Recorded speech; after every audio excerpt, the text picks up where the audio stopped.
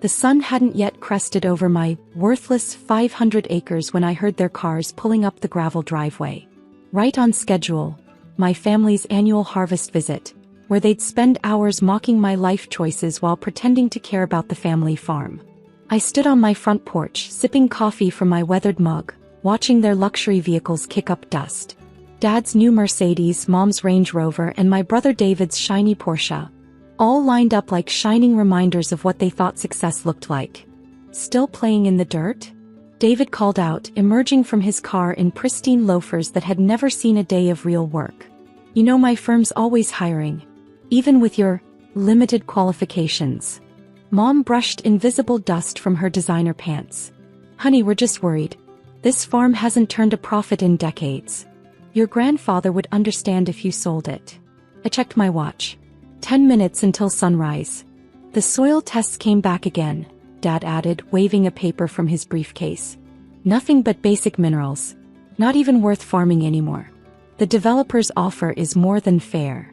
I poured another cup of coffee, hiding my smile. They never bothered to ask why I'd spent 3 years studying geology after inheriting the farm.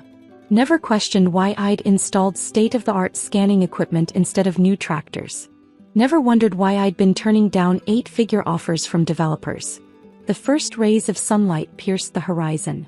Right on time, a low rumble filled the morning air. "What's that?" David squinted into the distance. Around the bend came the convoy, 12 Tesla-branded transport trucks, their electric motors humming quietly. Behind them, more vehicles bearing logos from Apple, Samsung, and other tech giants. The lead truck stopped and a woman in a crisp business suit stepped out. "Ma'am, your rare earth metals are ready for transport. Mr. Musk sends his regards and wants to confirm your dinner meeting in Austin next week." Dad's coffee cup crashed to the floor of the porch. "Rare earth metals? The largest deposit discovered in North America," I confirmed, watching their faces. "Those basic minerals in your soil test? They're worth more than your entire law firm's annual revenue. Per acre." Mom grabbed the porch railing for support. But the developers wanted to build condos on top of billions in tech-grade minerals. I nodded to the Tesla representative. "Start loading. The first shipment goes to the quantum computer facility." David's perfectly manicured hand trembled as he pulled out his phone, probably Googling rare earth mineral prices. "This can't. How much?" "More than your entire hedge fund manages," I replied. "That's why Elon's been calling. These minerals, they're essential for electric vehicles, smartphones, satellites, everything the modern world runs on." The convoy began their careful choreography, specialized equipment humming as they prepared to extract and transport minerals worth more than my family's combined net worth. "Your grandfather knew," I added, watching their shocked faces. "He studied geology too. Made me promise to wait to let technology catch up until the minerals became essential. While you all chased quick money, he taught me to play the long game." Another fleet of trucks appeared on the horizon. More tech companies, more contracts, more billions. "That's why I studied rocks instead of law," I told Dad. "Why I learned about minerals instead of mergers. The future isn't in corner offices, brother. It's right here in this worthless dirt." The morning sun fully illuminated the massive operation now unfolding across my worthless farmland. State-of-the-art extraction equipment, worth more than Dad's entire law firm, moved with precision across carefully mapped grids. Each machine represented cutting-edge technology, designed specifically for my operation. "Your quarterly projection, ma'am," my operations director, Dr. Chin, approached with a secure tablet. "Tesla's increased their order by 300%. Apple's offering an additional $2 billion for exclusive rights to the new deposit we found in the North Field." Dad's legal instincts finally kicked in. $2 billion? "Sarah, you need proper representation. My firm can." "Already handled," I cut him off, signing the digital contracts. "By the same team that negotiates Elon's Mars contracts. They work for me now." David's expensive shoes were getting muddy as he paced, frantically typing on his phone. "These mineral rights, the family trust, there must be some clause." "I had grandfather's original deed analyzed by 3 separate firms," I replied, enjoying his growing panic. "The land transfer was ironclad. While you were mocking my dirt farming, I was filing international patents on extraction methods. Mom's perfectly maintained composure cracked as another fleet of trucks arrived. These bearing Department of Defense markings. A military attaché approached, offering a crisp salute. Ms. Harrison, the Pentagon's representatives are ready for your briefing. The rare earth processing facility plans need your final approval. Processing facility?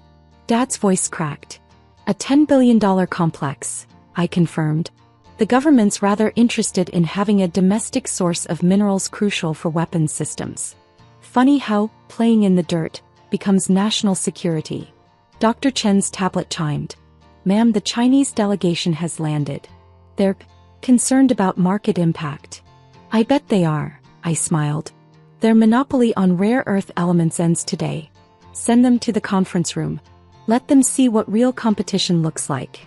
Through my ranch house windows, now converted into a high-tech command center, screens displayed real-time mineral prices soaring. Each blip represented another $1 million.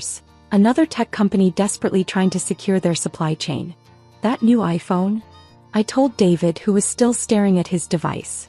Needs my minerals. Those satellites your hedge fund relies on?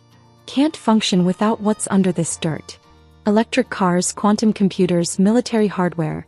Everything runs through this worthless farm now. But you never said. Mom whispered. You never asked. Too busy bragging about David's promotions, Dad's law partner status. Meanwhile, I was building an empire that makes their achievements look like pocket change. The military attaché cleared his throat. Ma'am, the Secretary of Defense is on the secure line. And SpaceX's lunar mining division needs to discuss their proposal.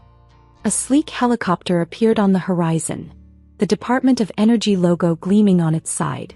Below, the extraction operation continued with military precision, each machine worth more than David's Porsche collection. Your brother's hedge fund tried to buy shares this morning, Dr. Chen mentioned, checking her tablet. Along with every major investment bank in Manhattan. Not for sale, I replied loud enough for David to hear. Though I did enjoy watching them drive up the price.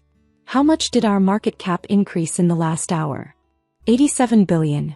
We're now worth more than GM, Ford, and Tesla combined. Dad pulled out his reading glasses, desperately scanning the soil reports he'd brought, the ones that had missed the trillion-dollar deposits beneath his feet. These minerals, the concentrations can't be. Those tests were designed to find agricultural elements, I explained. Not the rare earth metals that power the modern world. Grandfather knew that. He spent years mapping these deposits, waiting for the right moment. The helicopter landed and a woman in a sharp suit emerged. Ms. Harrison, the president sends his regards. The National Strategic Reserve contracts are ready for your signature. Mom's designer purse slipped from her trembling fingers. The president. Turns out national security depends on more than just lawyers and hedge funds, I noted, watching David's face contort. Those missiles you brag about investing in? Useless without my minerals. Through the command center's windows, I could see the Chinese delegation arriving, their faces tight with barely controlled panic. Behind them, executives from Samsung, Intel, and Apple waited their turn, each carrying proposals worth billions. Remember last Christmas? Asked my family. When you all laughed about my failed career while comparing vacation homes. I had just finalized the patents that are now worth more than every property in the Hamptons. Dr. Chen's tablet chimed again. Stock markets opening. Our IPO would be the largest in history. If we were selling, I added, watching David practically vibrate with frustrated greed. Which we're not.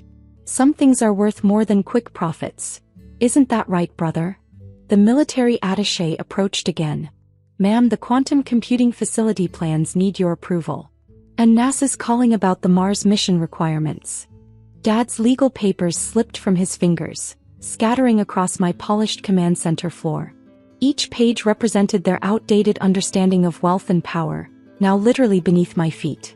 That development offer you brought? I reminded him. The one you called too good to refuse? The minerals under their proposed parking lot are worth more than their entire company. Another fleet of trucks appeared. These bearing European Union markings. Behind them, representatives from Japan, South Korea, and India waited their turn. each hoping for a piece of what my family had dismissed as worthless dirt. "Should I have your usual suite prepared in Washington?" Dr. Chen asked. The Joint Chiefs want to discuss the new defense applications. And Silicon Valley's leaders are requesting another strategic summit. After the Chinese delegation, I nodded. Let them see what real negotiation looks like. Mom finally found her voice.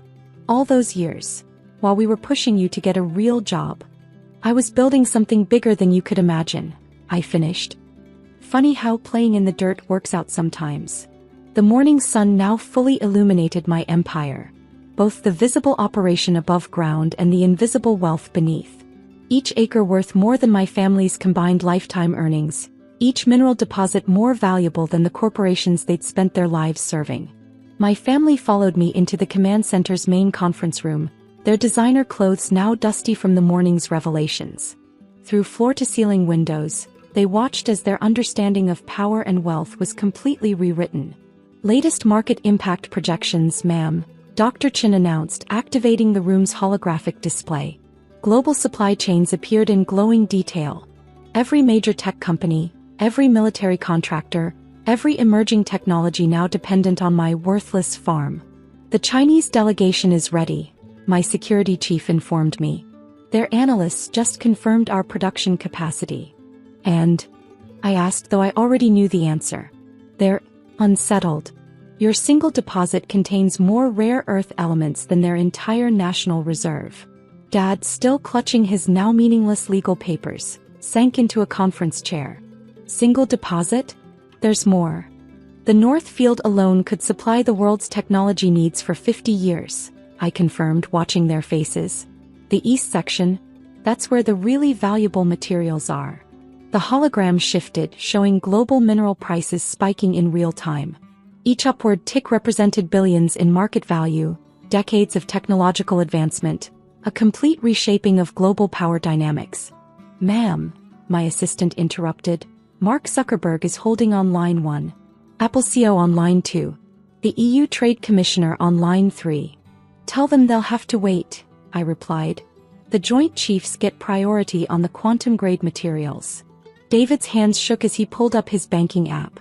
"Our family trust, all our investments, they're worth nothing compared to a single hour of my production?" I finished. "Correct. That merger you were so proud of last month? I spend more on coffee for my staff." The Chinese delegation entered, high-ranking officials trying to hide their desperation behind diplomatic smiles. Behind them, I could see representatives from every major tech company waiting their turn, each carrying proposals that would have once seemed impossible. "Your brother's hedge fund tried to short our supply chain," Dr. Chen whispered. "Should we show him what real market manipulation looks like?" "No need," I smiled. "He'll learn soon enough."